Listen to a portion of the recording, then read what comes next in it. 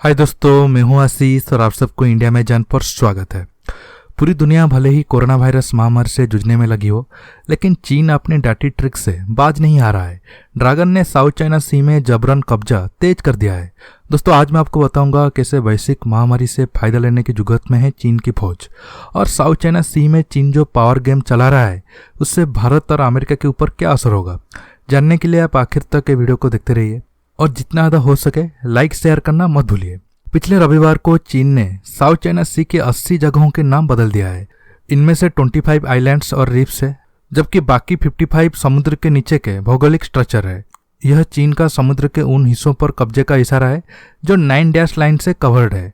ये line international law के मुताबिक गैर कानूनी मानी जाती है। चीन के इस कदम से न सिर्फ उसके छोटे पड़ोसी देशों बल्कि भारत और अमेरिका की टेंशन भी बढ़ गई है। साउथ चाइना सी प्रशांत महासागर के पश्चिमी किनारे से लगा हुआ है और एशिया के दक्षिण पूर्व में स्थित है। ये समुद्री इलाका सिंगापुर और मलाका स्टेट से लेकर ताइवान स्टेट तक 35 लाख वर्ग किलोमीटर में फैला है।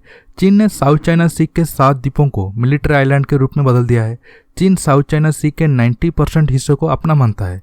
देखिए, जब पूरी दुनिया कोरोना से पीड़ित है तब चीन इस महामारी से उभर चुका है और चीनी फौज अपना ताकत को प्रदर्शन कर रहा है। हालांकि कई रिपोर्ट दावा करता है चीनी सैनिकों को भी कोरोना हुआ है, क्योंकि चीन के वुहान से शुरू हुए इस नए कोरोना वायरस की महामारी से निपटने में चीन के अभियान के अनुगामी पीपुल्स लिबरेशन आर्मी यानी चीन की सेना कर रही थी। इस वायरस से संक्रमित संदिग्ध लोगों को गिरफ्तार करने के लिए बड़ी संख्या में पीएलए के सैनिकों को लगाया गया था। और भले ही चीन आधिकारिक तौर पर यह कहे कि उसकी सेना इस वायरस के प्रकोप से अछूत रही, लेकिन सच तो यह है कि बड़ी संख्या में चीन के सैनिक भी इस वायरस की चपेट में आ गए थे। ये वो सैनिक थे जिन्हें वुहान और उसके आसपास के इलाकों में तैनात किया गया था। वुहान इस नए कोरोना वायरस के संक्रमण का केंद्र था। इसके अलावा चीन ने अपने सैनिकों को हुबे प्रांत में अन्य जगहों पर भी तैनात किया था। वुहान चीन में पनडुब्बी निर्माण का भी बड़ा केंद्र है। यहाँ पर पनडुब्बी निर्माण करने वाली कंपनियों को पाकिस्तान और थाईलैंड से ऑर्डर मिले हुए हैं। चीन में इस महामारी से उबरने में जो 2 प्रमुख तथ्य सर्वविदित है वो है दमन और गोपनीयता।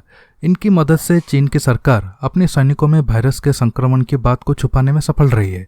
इसके अलावा चीन की सेना अपनी शक्ति का प्रदर्शन भी कर रहा है।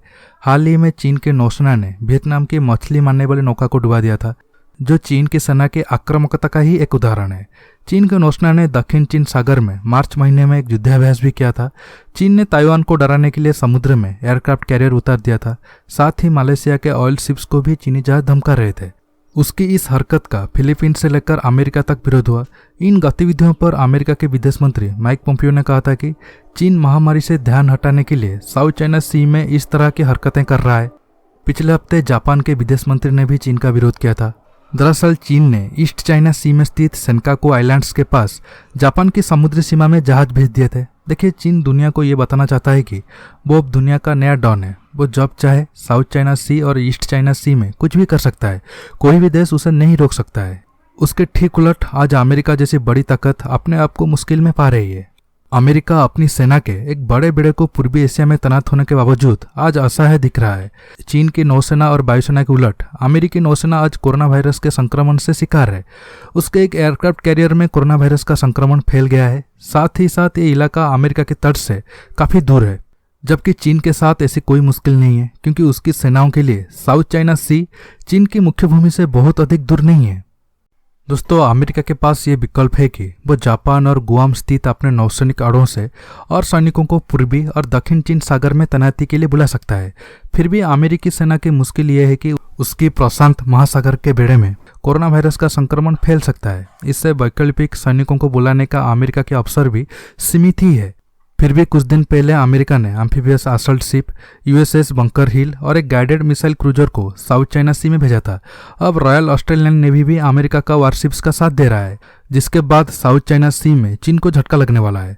मेरे हिसाब से भारत को भी साउथ चाइना सी में अमेरिका और ऑस्ट्रेलिया का साथ देना चाहिए, क्योंकि एक बार साउथ चाइना सी पर चीन की पकड़ मजबूत हो गई तो वह आइलैंड के आउटपोस्ट को पूर्वी हिंद महासागर में मिलिट्री पावर बढ़ाने के लिए इस्तेमाल करेगा। साउथ चाइना सी भारत के लिए क्यों जरूरी है, आप अगर जानना चाहते हो तो नीचे कमेंट करिए। मैं कल इस टॉपिक के ऊपर डिटेल में एक और वीडियो बना दूंगा। दोस्तों, आज की वीडियो में बस इतना ही। आज रात को मैं ब्रह्मोस 2 के ऊपर एक अलग वीडियो बनाऊंगा, आप देखना मत भूलिएगा। दोस्तों, ये वीडियो को लाइक शेयर करने के साथ साथ मेरे चैनल को सब्सक्राइब करिए और सब्सक्राइब बटन के पास जो बेल आइकन है उसे प्रेस करना मत भूलिए। दोस्तों रहता हूँ, बहुत जल्द एक न्यू टॉपिक के साथ मिलूंगा। नमस्कार, जय हिंद।